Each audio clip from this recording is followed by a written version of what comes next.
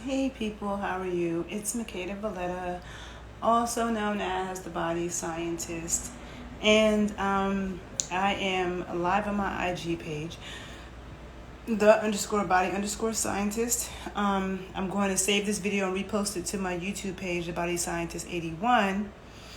I'm currently in Sayulita, Mexico, on the west coast of the country, and I want to talk a little bit about maintaining a healthy lifestyle while here. And just, not just maintaining a healthy lifestyle, but also just reporting about, the food quality here and all of that. Because, like no matter where I travel, I'm always observing those things because I myself am very picky about what I eat and what I expose myself to. So I travel a lot. So when I travel, I'm also trying to maintain as healthy a lifestyle as possible. So this is something that I observe everywhere that I go. And it's interesting because if you've seen my other videos, like I have a video talking about whether American food is as bad as people say, because people are so quick to say that the food in the U.S. is so bad. And for those of you who follow my work, I'm big into food quality. So for those of you who are not familiar with me, I have a background in exercise and sports science and nutrition science, but my approach is holistic. And when it comes to nutrition and food, I believe in, traditional foods, eating the foods that our ancestors ate that kept us healthy and strong for generations. I'm not into processed foods. I'm into local foods and stuff like that, right? So with that being said, I travel around a lot, around the U.S. and, different places in the world. And I find that you find the same processed GMO food everywhere, okay? And actually, when I'm in the States, I can a lot of times find better quality food easier. So one thing about being in Spanish-speaking countries, they're not big tea drinkers, right? And I need caffeine in the morning, but I don't like coffee. I like to consume matcha latte, which is, stone ground green tea leaves that's from Japan. So I like to consume a matcha latte, or I like to consume yerba mate. And yerba mate is an herb, is a caffeine, containing herb that is from South America. And when I'm home, I mix it with chai. So I'll take the yerba mate and I'll make a latte with chai. And when I travel, nationally, a lot of times Starbucks is the place that I go to get my matcha, because matcha powder is not always good. Some people don't have good quality powders, and it's really disgusting. So if you've ever had a matcha latte and you thought it was gross, disgusting, gritty, and grassy, then you didn't have a good quality matcha. But Spanish-speaking countries are very big on coffee. And so anytime I've been in any Spanish-speaking country, whether it be Cuba, Colombia, here, last time I was in Costa Rica, I might have still been a coffee drinker. I haven't been to Costa Rica for like 7-8 years. My God, the time flies. But they're not good. They don't do tea well. They're not into tea. So I travel with my yerba mate, and what I'll do is I'll try to find get a chai latte, and then I put my yerba mate in a loose tea bag. I should show you. Well, no, it's over there. But I carry loose yerba mate tea in tea bags. I put the yerba mate in the tea bag, and then I get a chai latte, and I put the yerba mate in there, right? Because it helps with it tastes better. But here, when I was in Tulum, when I was in Mexico City, and here, every time I ordered a chai latte, it was absolutely disgusting.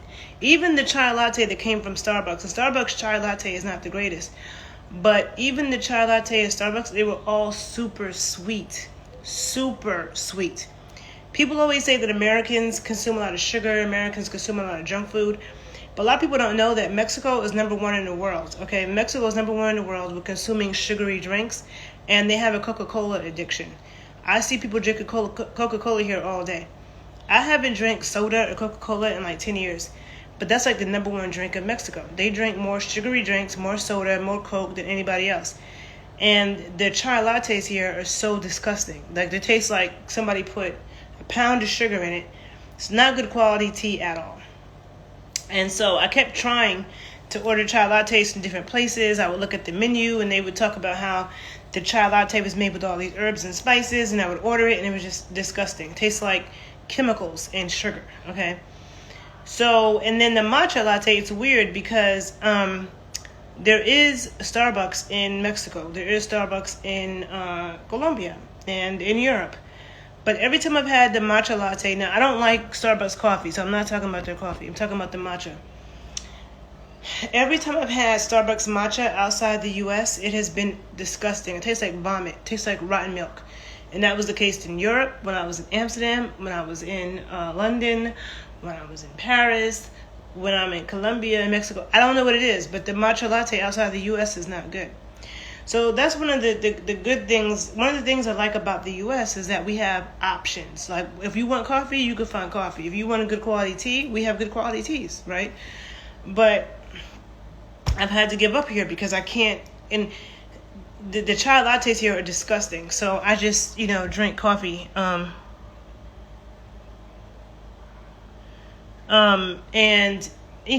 not a fan of it. I really don't like how coffee makes me feel. The other thing,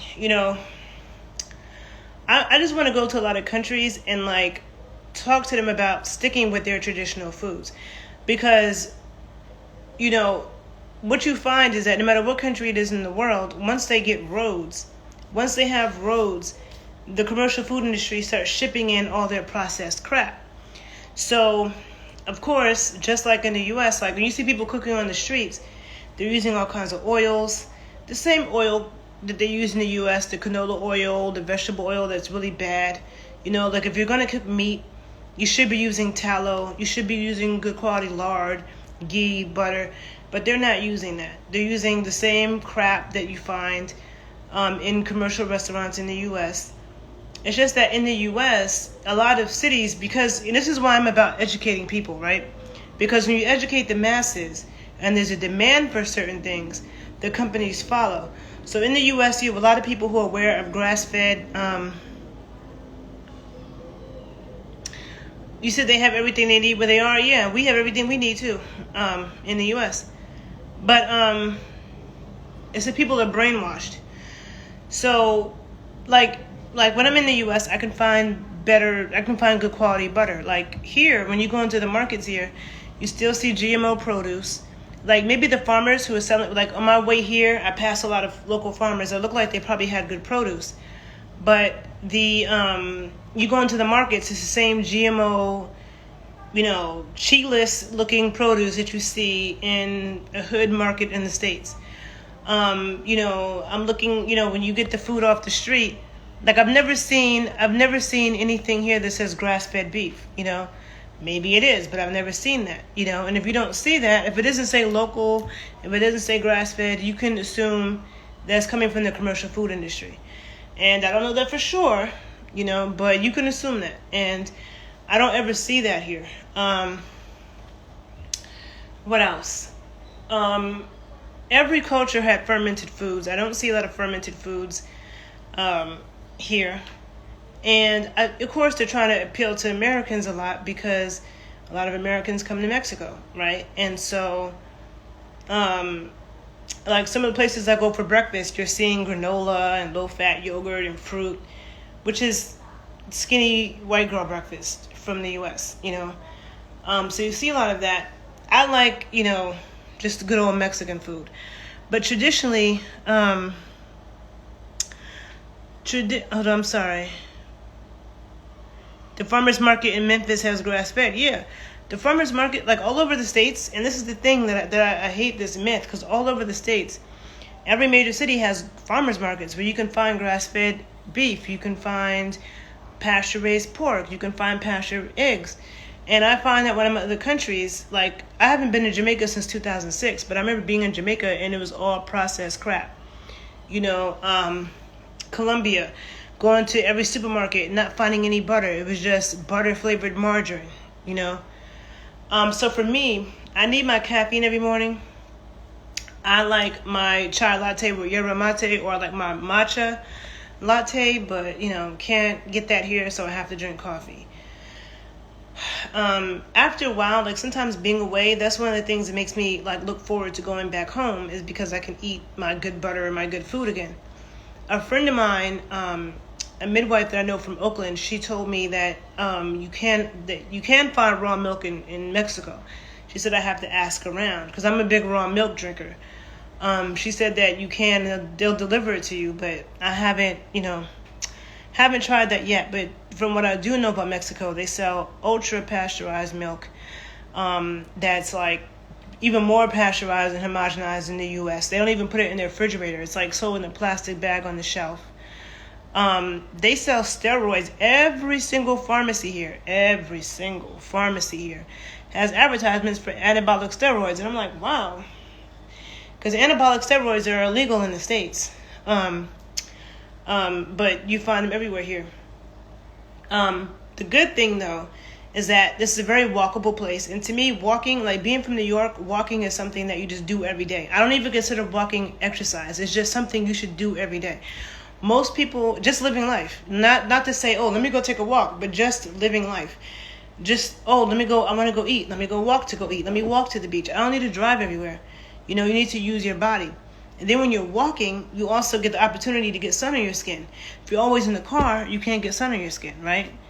I'm sorry, I'm looking at. So here it's a very walkable city. A lot of people are driving cars, motorcycles, golf carts, and other scooter type things. But a lot of people are also walking. I walked 20 minutes today to this other beach. It gives me a chance to get sunned. It's hilly. So, walking up hills gives you more exercise than walking on flatland. So that to me is a part of living a healthy, active lifestyle. There seems to be a lot of gyms around here, and I wanted to go to the gym while I was here, but I've just haven't had a chance to. But there does seem to be a lot of gyms. The people who come here to this town, I've said this in my other videos. I don't know if you follow my other page, Michaela Belletta Travels, but a lot of the people that come here, this is a surfing town. So you have a lot of very fit, it's mostly white people, white tourists that come here from the U.S. and Canada that I've seen, also from Argentina, but they're all very fit people, from younger to older. They look like, good complexions, healthy, well-built looking people, very tall, just healthy looking people that come here. And like I said, Mexicans are addicted to soda, to Pepsi, to Coke and sugary drinks. But me, myself, I don't drink soda. So, and I'm not a big juice drinker unless I'm in a hot climate like this, like in the summertime when it's really hot, that's when I drink juice. When I'm not really hot and in the sun, I'm not a big juice drinker because juice is nothing but sugar. But when you're walking around and you're sweating and you're getting that heat, you need that sugar, right? So I drink a lot of fresh juices, and you find that mostly, at restaurants. People sell coconut water, of course. Coconut water is the best thing to hydrate with, and you have people, like in every tropical place, selling coconut water right out the coconuts. And so that's everywhere. So that's good because that's the best thing to stay hydrated. But it's funny because the people who live here are drinking Gatorade, and I'm like, Gatorade is poison. Okay, you don't need to drink Gatorade. Drink the coconut water. Coconut water is way better for hydration than Gatorade. And Gatorade is cancer causing. Look up the chemicals in Gatorade. Anything with artificial colors, the FD&C, yellow number this, FD&C, blue number that, all those artificial colors are serious carcinogens. Carcinogens are things that mutate your DNA to cause cancer. Also, there's like brominated oils and all kinds of crap. Everything in Gatorade is bad for you, okay? You should never ever drink Gatorade. Check out my video on hydration science that I have on my page, The Body Scientist 81. Because hydration is not about simply just drinking water. It's about your electrolytes being balanced and your carbohydrates. And Gatorade talks about that in their commercials, but Gatorade is not the best way to achieve that. So coconut water, watermelon juice. If you don't have access to coconut water or watermelon juice, diluted any kind of juice is good, better than Gatorade, okay? And so there's a lot of good, juices like around here. Also, like I'm a big milk person. I need my dairy. So, one thing about Spanish-speaking countries, they have licuados, or some people call them batidos or licuados. And those are drinks that are made with fruit and milk. So you find those, and, that gets me by Also, agua frescas, which is something that is big in Mexico, which is a mixture of the fruit and the water. Mind you, they don't just do straight fruit. Don't drink Gatorade at all. Don't drink Gatorade. It's poison. Do not drink Gatorade.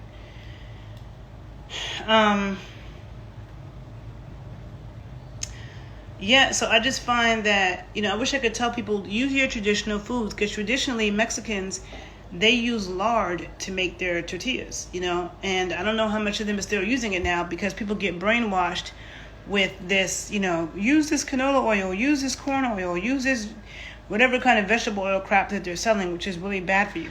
If you don't understand why vegetable oil and canola oil and corn oil and soybean oil, if you don't understand why that's bad for you, check out my videos I have a video on, the best fats to cook with. Check out those videos, and I go through the chemistry and I explain it. But those fats are no bueno, okay? And you see that a lot in other countries. You see a lot in the U.S., but because people are becoming more aware, you start to be able to find other options. Also, when it comes to cleaning products, right? I clean my house with natural cleaning products. Spanish-speaking people are excellent at cleaning. They're, just not to stereotype anybody, but I feel like all the Spanish-speaking countries, they're really good with cleaning. They're very clean, thorough, but they clean with very harsh chemicals. And you can smell, like, the harsh chemicals. At least in the States, you can find, like, if you go to Whole Foods, you go to a lot of stores like that, you can find a lot of cleaning products that are not made by all that toxic stuff. Because the stuff I wash my clothes with and I clean my house with, the soaps that I use, I get all that stuff that's like made from natural ingredients. I feel like it's hard to find that in other countries. Definitely in these Spanish-speaking countries, it's hard to find. I don't find it. People are just cleaning with the harshest chemicals ever. Also, over here, I'm in Sayulita, Mexico, on the west coast of the country. Nobody has a mask on over here. Every now and then, like every day, I see like 2 or 3 people with a mask on who are Americans or whatever. But people here do not have on masks, okay? Everybody here is healthy and glowing. Also, when people make the street food, they're using their hands. Like, they don't have on gloves. I sat there and watched them take, meat. When they're making the tacos in the street, they take the raw meat with their bare hands. The dude is making the tacos. He's putting the cilantro and everything on the tacos with his bare hands. No gloves. Now, in reality, when you go to a lot of countries like this, people are close up with each other. People are using their bare hands to do stuff. Okay? That's just the reality of the world. Go to a lot of African countries, India, like a lot of these countries, that's just what it is. So telling people to social distance and and that's what I'm always saying. We live in a world with microbes. Microbes don't have to make you sick if your own microbiome is strong. If your microbiome is strong, being exposed to a so-called infectious disease won't do nothing to you. Okay? So I'm not even worried. People over here aren't sick, but I'm saying they're using their bare hands. There's no mask. What else? And I think a lot of the sauces that Mexicans eat, which are really spicy, I think that also probably helps kill a lot of microbes and infectious organisms. Of course, a lot of tequila drinking over here. Oh, and then it's funny because, the first day I got here, there was a guy selling tacos in the street, and I asked him, oh, what kind of tacos? And he was like, oh, fish tacos. I'm like, what kind of fish? And then he was like, tilapia. And I'm like, oh my God, no, I do not eat tilapia. And you're starting to see tilapia in African restaurants. Like, all these people did not eat tilapia. Did Africans really eat tilapia? Did Mexicans, did they really eat tilapia? No. Like, that tilapia crap is being pushed everywhere. So whenever I eat any kind of fish tacos, I always ask them, what kind of fish? If it don't say what kind of fish, I always ask, because a lot of people use tilapia. And no, dead on the tilapia. I'm not eating that. Yeah, tilapia is gross. So you always got to ask people, when they say, oh, fish tacos, fish this, what kind of fish? And sometimes they say, oh, it's a white fish. What kind of fish is, there's a lot of white fish. Which one you talk about? I'm not doing the tilapia. So for me, it's like, as much as I love being here, I do look forward to going home where I can get my good quality butter, I can get my raw milk, my cream, my yerba mate, my matcha, It's easier for me to find the healthy foods that I need in the States. You go to the supermarket in the States, you can find good quality butter, good quality lard, good quality tallow. I don't see that here. Sometimes you have to dig deeper. Maybe on the countryside, somebody's using that. I don't know, but you don't find those. Because when I travel, I'm looking at access. What are people using, and what access do you have to these healthier options? And if you follow my work, you know that healthier options to me is not salad. Because people think, oh, healthier option, that means eat some salad. No. It means stuff that's non-GMO, stuff that may be fermented, prepared better, good quality fats, grass-fed, pasture-raised, all of that. That's what I'm looking for when I'm traveling around. And I feel like it's very hard, when I'm out of the States. And that's the reason why I went to Europe last year, because I felt like, oh, that's the one place in the world that still has standards. And what I found in Europe, mixed bag of things. I talked about that in other videos that I did last year. You can find them on my YouTube page, The Body Scientist 81.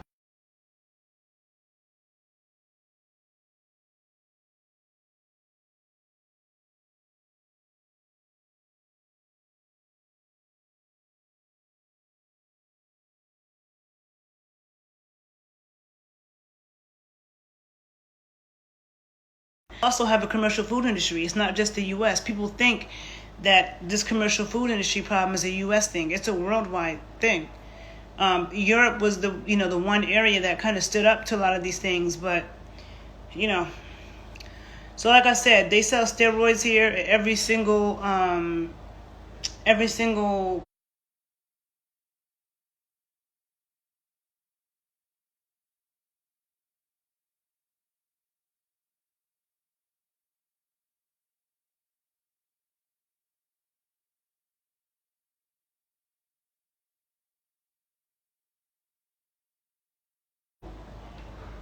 pharmacy advertisement for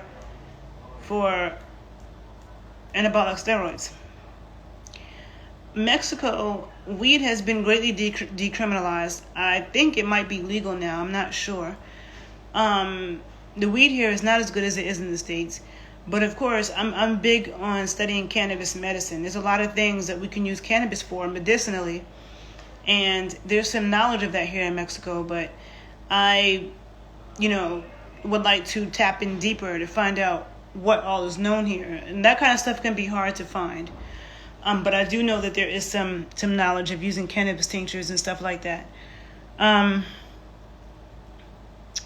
trying to think. I think that, that might be it. It's just that, after a while my stomach starts to hurt because I'm like, I just need some good quality food. Just like in the U.S., if you go to a restaurant and they make you some eggs, they're using whatever kind of oil they're using on this. I feel that stuff. Like when I make my eggs at home, I use lots of butter, sea salt, and it tastes so much better. A lot of places in the States and in other places, like they're cooking with some kind of oil. They don't put any salt on it. The stuff is tasteless. And it just doesn't make me feel the same,